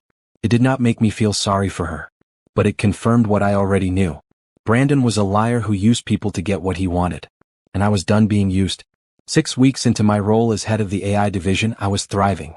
My team had grown to 15 people, all brilliant developers and strategists who believed in the vision I had presented to the board. We were building something revolutionary. An AI platform that companies could use without compromising user privacy. A system that was transparent about how data was collected and used. A product that put ethics first without sacrificing functionality. Every day I came into the office energized. I had ideas constantly. My team respected me not because I was the boss's daughter, but because I was good at what I did. "Natalie, you need to see this," my project manager Terrence called from across the room. I walked over to his desk. He had pulled up news articles about competitors. 3 major tech companies just announced they are working on similar products, he said. "We need to move faster or we will lose our advantage." I studied the articles. He was right. We had 6 months to deliver a prototype, but if competitors beat us to market, all our work would be meaningless. "Set up a meeting with the development team," I said. "We need to accelerate our timeline." For the next 2 weeks, we worked around the clock. I bought dinner for the team every night. I stayed late with them, coding alongside the developers even though I was supposed to be managing. My father noticed. "You are burning yourself out." "I am fine," I said. "This matters to me." "I know it does. But you need balance. When was the last time you did something that was not work?" I could not remember. Work had become my everything. It was easier than thinking about the divorce that was dragging on. It was easier than thinking about Brandon's constant attempts to contact me through mutual friends and family. "Maybe this weekend," I said, knowing I would probably work through it. That Friday night, I stayed at the office until 11. Everyone else had gone home. I was reviewing code when I heard footsteps. Natalie Thompson? I looked up to see a man I did not recognize standing in the doorway. He was tall, with warm brown skin and kind eyes. He wore casual clothes, not a business suit. "Can I help you?" I asked cautiously. "Sorry to startle you. I am Gabriel Morrison, the architect working on the 5th floor renovation. I was checking the building and saw your lights on. Just wanted to make sure everything was okay." I relaxed slightly. "I am fine. Just working late." He smiled. "You work here often?" "I have seen your lights on every night this week. I run the AI division. We are on a tight deadline." "Sounds intense." He leaned against the doorframe. "I am renovating the space below you. If my team gets too loud during the day, let me know." "You have not been too loud," I said. Then I realized I was being rude. "Sorry, I am usually better at basic conversation. It has been a long day." "No worries. I will let you get back to it. He started to leave, then turned back. You should not work so late alone though. Building security is good but still not safe. I will keep that in mind, I said. After he left, I realized I had been smiling. The first genuine smile I had given anyone who was not my father or my team in weeks. I packed up my things and went home, thinking about kind eyes and a warm smile. The next morning, Patricia called with an update on the divorce. Brandon's lawyer is still pushing for reconciliation counseling. They are claiming you abandoned the marriage without attempting to fix it. I laughed bitterly. I abandoned the marriage? He cheated for 8 months. I know. We have all the evidence. But he is dragging this out. I think his strategy is to frustrate you into settling. What would settling look like? He would want money. Probably a percentage of your trust fund or a lump sum payment. He would frame it as compensation for the years he was married to you. I felt my anger rise. He wants to be paid for cheating on me? Essentially, yes. It is absurd, but his lawyer is pushing it. I think they know they will not win, but they are hoping you will pay him just to make this go away faster. Tell his lawyer I will see them in court. I am not paying Brandon a single dollar. That is what I thought you would say. We go to trial in 3 months. After I hung up, I felt drained. Brandon was not just refusing to let go. He was actively trying to hurt me by dragging this out as long as possible. But I was not going to let him win. That afternoon, I went to the office even though it was Saturday. I needed to focus on something productive instead of thinking about my failing marriage. When I got to my floor, I heard construction noise from below. Gabriel's renovation project. I went downstairs out of curiosity. The 5th floor was completely gutted. The walls were down to studs, the ceiling was exposed. Gabriel was in the middle of it all, wearing a hard hat and reviewing blueprints. Working on Saturday too? I asked. He looked up and smiled. Natalie. Yeah, we are behind schedule. Trying to catch up. I know the feeling. He walked over, taking off his hard hat. Want to see what we are building? It is pretty cool. For the next 30 minutes, Gabriel showed me around the renovation. He was building a collaborative workspace with natural light, green spaces, and flexible areas for different types of work. It is designed to make people feel creative and comfortable, he explained. Traditional offices box people in. This opens them up. I found myself genuinely interested. Do you design all your projects this way? When clients let me. Most people want traditional layouts. But I think we should design spaces that make people happy, not just functional. As he talked, I noticed how passionate he was about his work. It reminded me of how I felt about my AI project. You really love what you do, I said. I do. Do you love your work? I am starting to, I admitted. I took a long break from my career. Coming back has been incredible. Why did you take a break? I hesitated. Then I decided honesty was easier than making up a story. My husband wanted a more available wife. So I stepped back from work to support him. Turns out he was using that time to have an affair. Gabriel's expression shifted to sympathy. I'm sorry. That is terrible. It was. But it taught me not to make myself smaller for anyone. Good lesson to learn, he said. Though it is a shame you had to learn it that way. We talked for another hour about work, about the building, about nothing important. It felt good to have a normal conversation with someone who did not know my whole story. When I finally left, Gabriel said, Hey, if you ever want to take a break from working late, there is a good coffee shop around the corner. Best coffee in the city. I smiled.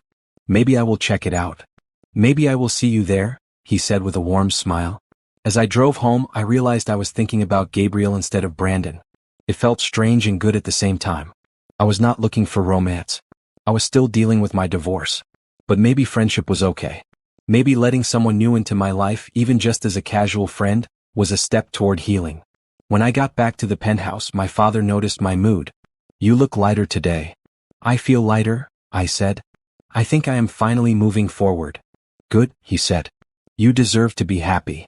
That night I did not work. Instead, I watched a movie and relaxed for the first time in weeks. And when I went to sleep, I did not dream about Brandon or the divorce.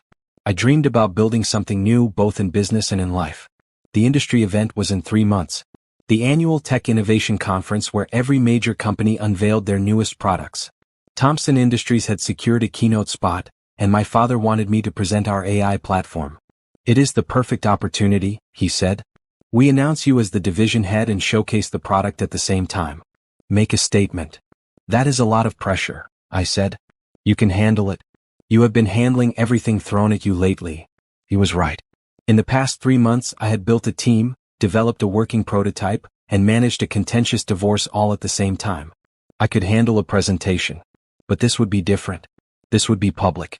This would be announcing to the world that I was Natalie Thompson, billionaire heiress and tech CEO. No more hiding. No more pretending to be someone smaller than I was. The thought was terrifying and exciting at the same time. I threw myself into preparation. The prototype was working beautifully. My team had exceeded every expectation. We had built something that was not just innovative but actually useful. This is going to change the industry, Terrence said during one of our final testing sessions. Companies are going to fight over this. That is the plan, I said, smiling. The divorce trial was scheduled for 2 weeks before the conference. Patricia was confident we would win, but I was nervous about seeing Brandon in court. He will try to manipulate you, Patricia warned. He will cry. He will apologize. He will say whatever he thinks will make you give him money. Do not fall for it. I will not, I promised. The day of the trial arrived. I wore a black suit and kept my expression neutral. Brandon was already in the courtroom when I arrived, looking thinner and worn down. His eyes lit up when he saw me. I looked away. The trial was exactly as Patricia predicted. Brandon's lawyer tried to paint me as a cold wife who abandoned her husband in his time of need. They tried to claim Brandon deserved compensation for supporting me emotionally during our marriage. Then Patricia presented evidence. Screenshots of the affair. Financial records showing how Brandon had used my money. Testimony from people who had witnessed Brandon and Simone together. Brandon tried to testify that the affair was a mistake, that he had been stressed and made a bad choice. The judge was not impressed. Mr. Patterson, you conducted an affair for 8 months while using your wife's money to fund both your business and your mistress. The evidence is overwhelming. I see no grounds for your claim of emotional support or any other compensation. The divorce was finalized. Brandon got nothing. I kept everything that was mine. As we left the courthouse, Brandon tried to approach me. Natalie, please. Can we talk? We have nothing to talk about, I said, walking past him. I am sorry, he called after me. I'm so sorry. I made a mistake. I lost everything. Please. I stopped and turned to look at him. You did not lose everything, Brandon. You threw it away. There is a difference. Then I left him standing there and drove back to the office. Patricia called me that evening. How do you feel? Free, I said honestly. Finally free. Good. Now you can focus on your big presentation. The next 2 weeks flew by. I practiced my keynote speech until I could recite it perfectly. I worked with the design team on slides. I coordinated with the conference organizers on logistics. The night before the conference, my father took me to dinner at an expensive restaurant. Tomorrow, everyone will know who you are, he said. Are you ready? I think so, I said. Part of me wishes I could stay anonymous. What? You have nothing to hide. You built something extraordinary. You survived a terrible situation and came out stronger. You should be proud. He was right. I had nothing to hide anymore. The morning of the conference, I put on a white suit that made me feel powerful. I looked at myself in the mirror and saw a CEO. Someone strong. Someone capable. The conference center was packed. Thousands of people from the tech industry filled the auditorium. I stood backstage waiting for my introduction. You are going to be amazing, Terrence said, squeezing my shoulder. My father stood beside me. I am proud of you no matter what happens. Then I heard my introduction. Please welcome Natalie Thompson, CEO of Thompson Industries AI division, to present their revolutionary new platform. I walked onto the stage to applause. The lights were bright, but I could see faces in the audience. People I recognized from the industry. Reporters with cameras.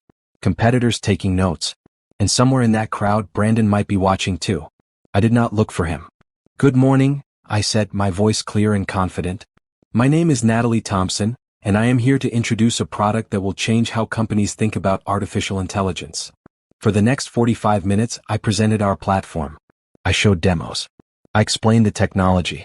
I talked about ethics and privacy and responsibility. The audience was engaged, leaning forward, taking notes. When I finished, there was a moment of silence. Then the auditorium erupted in applause. I walked off stage feeling like I was floating. Media representatives immediately surrounded me, asking for interviews. Industry leaders wanted meetings. Investors wanted to talk numbers. My father hugged me.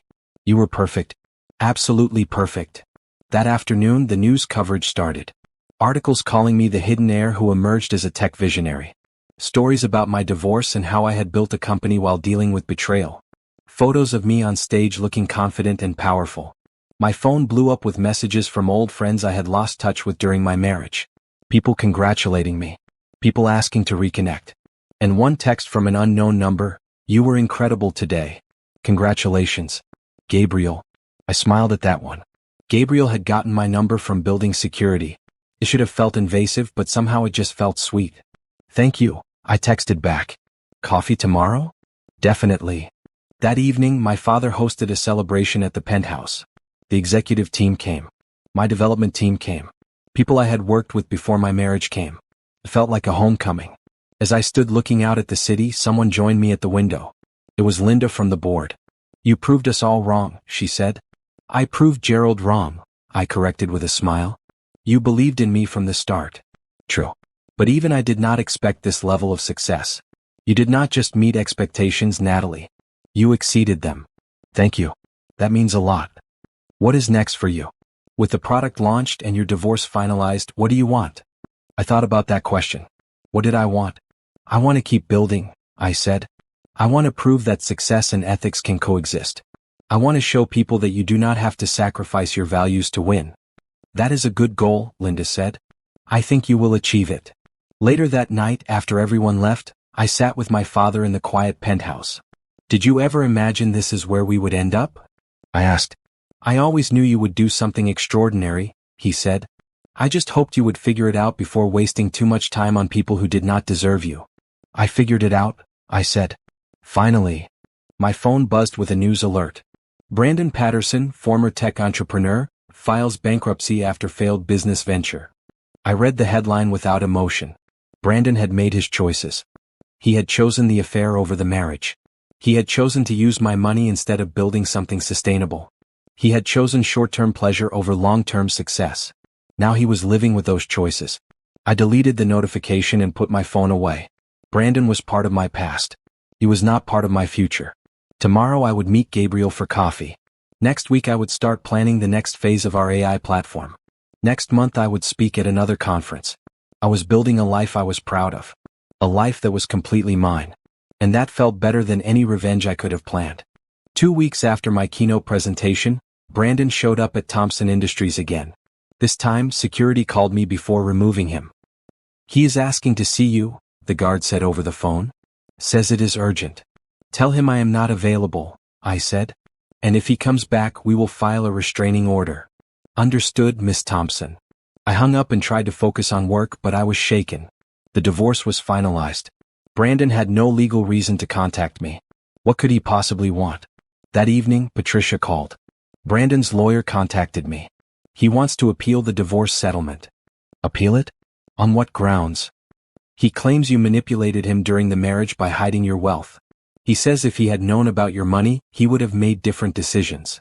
I laughed in disbelief. He used my money the entire time. How is that my fault? It is not. His claim has no merit. But he can file it and drag this out longer. Let him try, I said, feeling my anger rise again. I am done caring what Brandon wants. Good. Because his business officially filed bankruptcy today. His apartment lease is ending next month. His parents cut him off financially after they learned about the affair. He is desperate.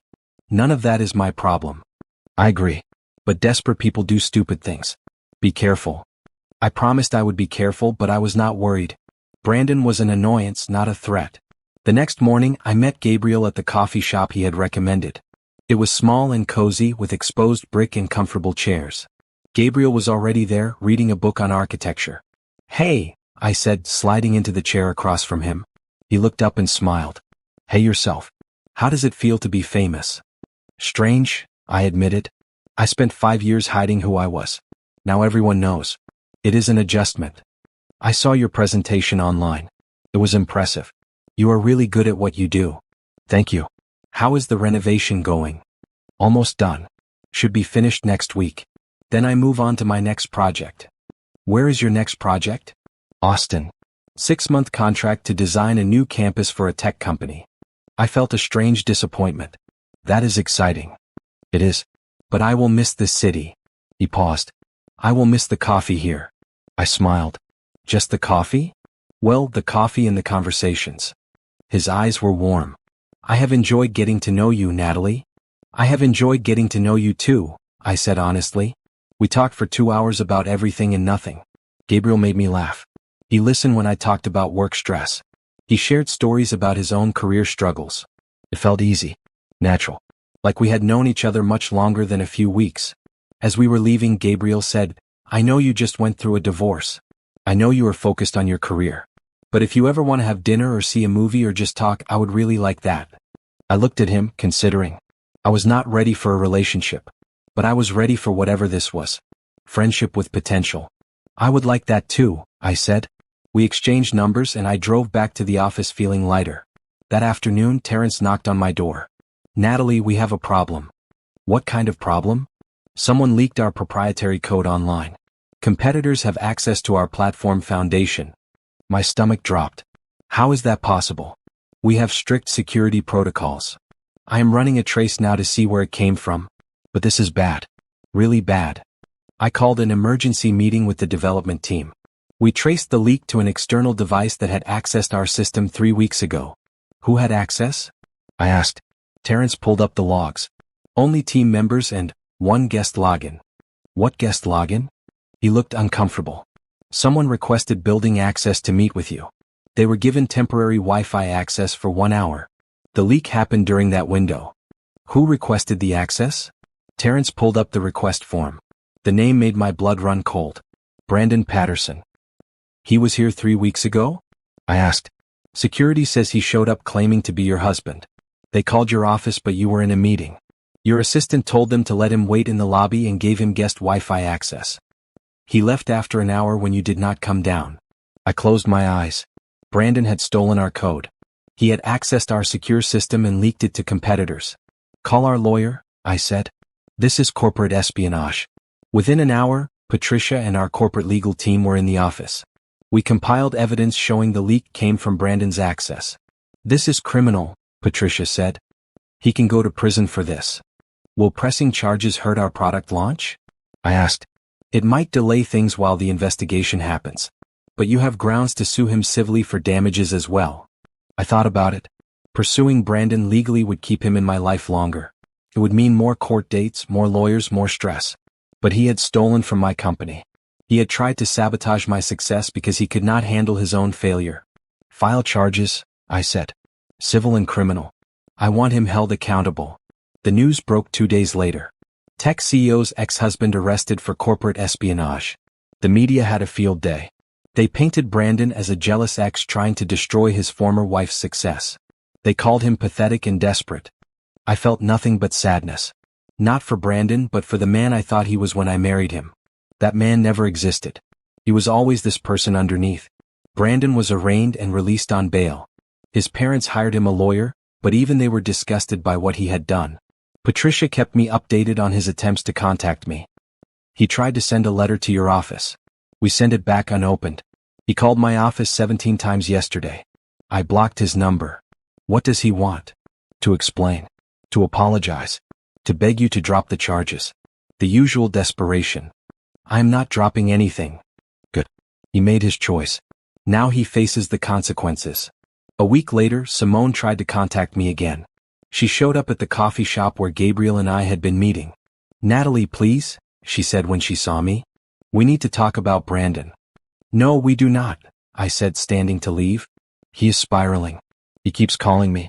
He says you ruined his life. I did not ruin anything. He ruined his own life by making terrible choices. I know. I'm not defending him. But he is talking about doing something stupid. I am worried. I looked at her. If you are genuinely worried, call his family or the police. I am not responsible for Brandon's mental health. Not anymore. He still loves you, she said desperately. No, he does not. He loves what I represented. Money. Support. Stability. He never loved me as a person. I left her sitting there and drove to the office. I called Patricia and told her about the encounter. Simone says Brandon is spiraling. She thinks he might do something stupid. I will alert the police to keep an eye on him. But Natalie, if he is making threats, we need to take it seriously. Do you want protection? I have building security. I will be careful. That night, my father insisted I stay at the penthouse instead of going to my own apartment. Until this blows over, I want you here where there are security cameras and guards. I agreed. I was not scared of Brandon, but I was not stupid either. Gabriel called to check on me. I saw the news. Are you okay? I am fine. Just tired of dealing with my ex. Do you want company? I can bring takeout and we can watch bad movies. I smiled. That sounds perfect. An hour later, Gabriel showed up with Thai food and a ridiculous action movie. We sat on my father's massive couch and ate and laughed and forgot about Brandon for a few hours. When Gabriel was getting ready to leave, he said, I leave for Austin next week. I know, I said quietly, but I will be back to visit. And we can video call. If you want. I want, I said. He smiled and kissed my cheek gently. You are going to be okay, Natalie. You are stronger than anyone I have ever met. After he left, I sat in the quiet penthouse and realized he was right. I was okay. Better than okay.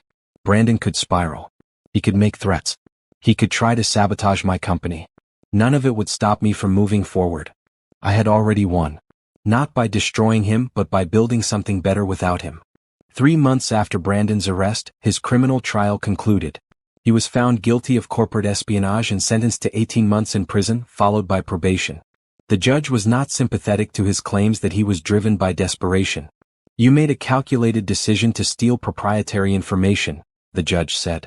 The court sees this as vindictive behavior toward your ex-wife, not desperation. I watched from the gallery as Brandon was led away. He looked back at me once, his expression a mix of anger and regret. I felt nothing. Patricia squeezed my hand. It is over. Finally over. Thank you, I said. For everything. You made it easy. When you have truth on your side, the law works. After the trial, I went back to the office and buried myself in work. Our AI platform had officially launched despite the leaked code. Turns out, our competitors could not do anything with the foundation without our proprietary algorithms. The leak had been scary but ultimately ineffective. Sales were exceeding projections. Companies were lining up to integrate our platform. We were being featured in tech magazines and news shows. Thomson Industries' AI division was the success story of the year. But something was missing. Work was fulfilling, but it was not everything. Gabriel had been in Austin for 2 months and I missed him more than I expected. We video called every few days. He told me about his project. I told him about mine. We talked about nothing important and everything that mattered. When are you coming back?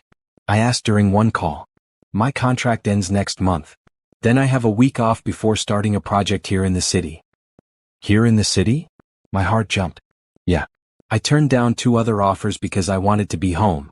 He paused. Because I wanted to be near you. I am glad, I said softly. I have been waiting. Me too. The next month passed slowly. My team was working on version 2 of our platform. I was speaking at conferences and doing media interviews. Life was busy and successful. But I was thinking about Gabriel. About the way he made me laugh. About how easy conversation was with him. About how he looked at me like I was interesting and valuable, not just as Richard Thompson's daughter or as a CEO, but as myself. When he finally came back to the city, I picked him up from the airport. We stood in the arrivals area looking at each other, both grinning like idiots. Hi, he said. Hi, I said. Then he kissed me, right there in the middle of the airport with people walking around us. It was not a first kiss technically, but it felt like one. It felt like a beginning. I have been wanting to do that for months, he said. Why did you wait so long? I asked. Because you needed time to heal. I wanted to make sure you were choosing me, not just choosing not to be alone. I am choosing you, I said. Definitely choosing you. We spent the next few weeks learning each other. Gabriel was patient and kind. He listened when I talked about my marriage and the divorce without judging. He shared his own stories about relationships that had not worked out. I was engaged once, he told me over dinner one night. She wanted me to give up architecture and work for her father's finance company. Said designing buildings was not a real career. What did you do? I gave her the ring back and moved to another city. Best decision I ever made. I am glad you did not give up on what you love, I said. I am glad you did not either, he said, reaching for my hand. My father noticed the change in me. You seem happy. I am, I said. Really happy. Is it Gabriel? It is work and Gabriel and myself. I finally feel like all the pieces fit. Good. You deserve this, Natalie. All of it. 6 months after Brandon went to prison, I ran into Simone at a restaurant. She was with a new man, laughing at something he said. She saw me and her smile faded. I could have looked away. I could have let the awkwardness hang in the air. But I found I did not care enough to make it awkward.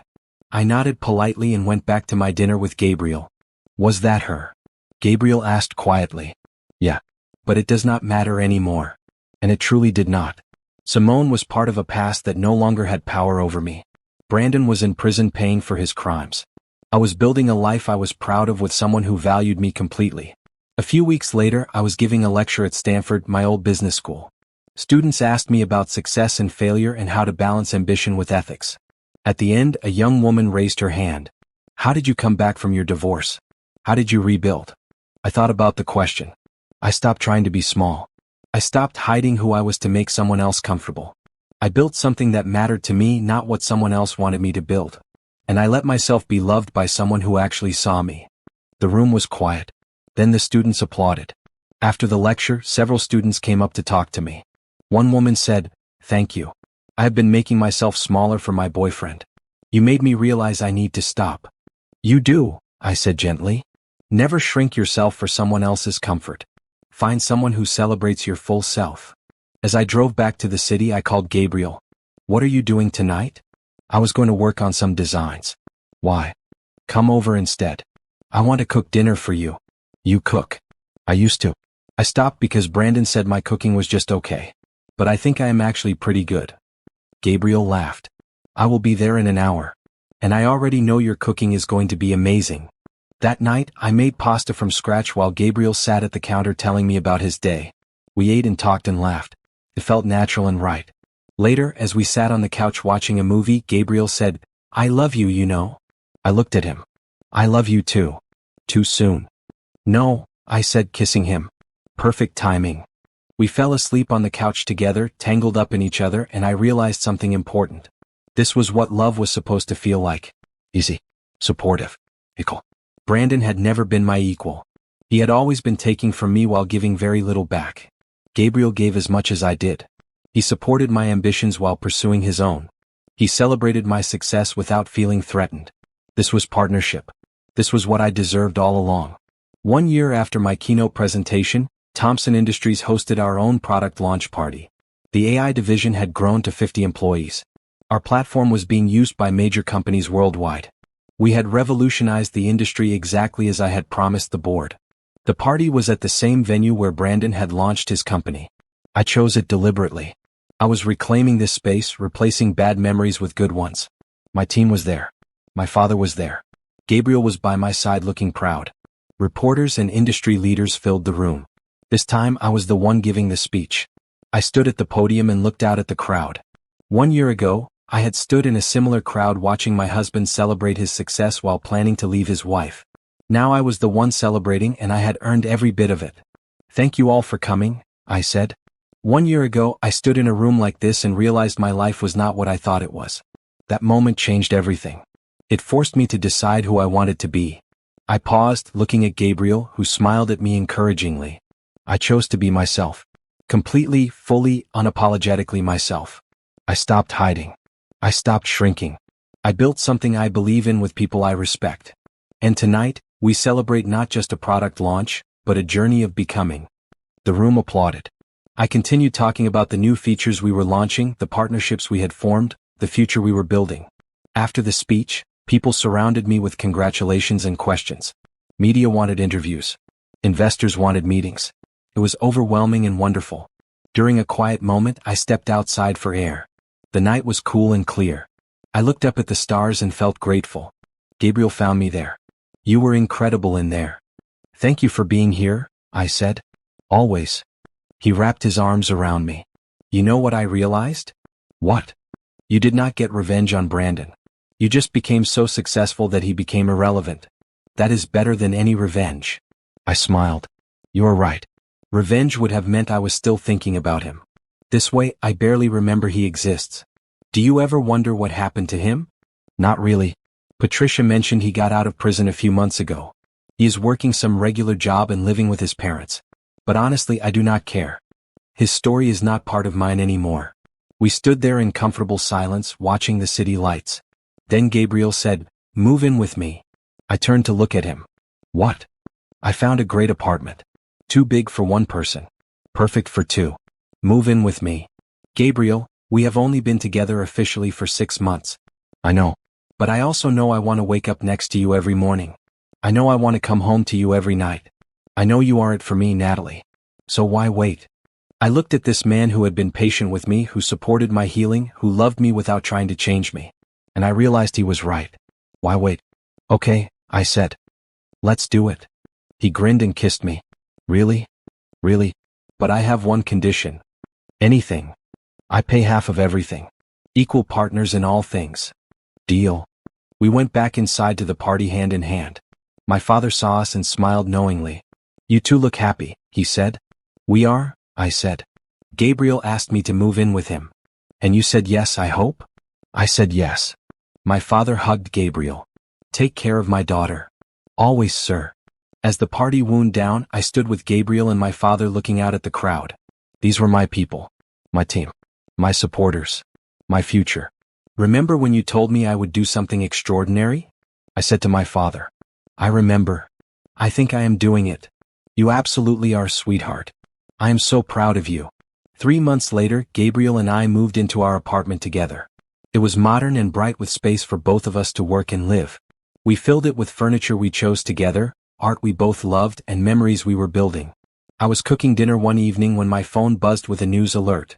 Brandon Patterson released from prison early for good behavior, starting job as sales associate. I read the headline without emotion. Brandon was rebuilding his life in his own way. It had nothing to do with me. Gabriel saw me looking at my phone. Everything okay?